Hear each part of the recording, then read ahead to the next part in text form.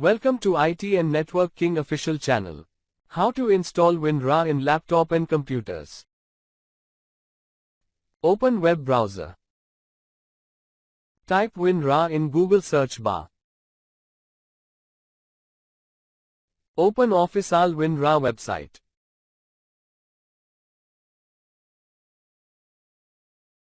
Click download.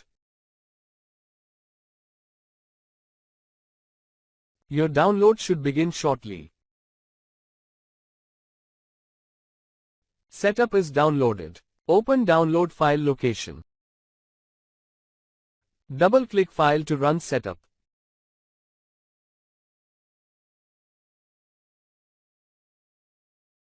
Click install.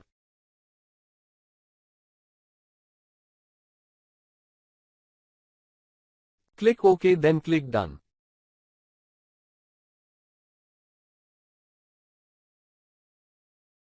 WinRAR is installed now. Thank you for watching. Please like and subscribe IT and Network King official channel.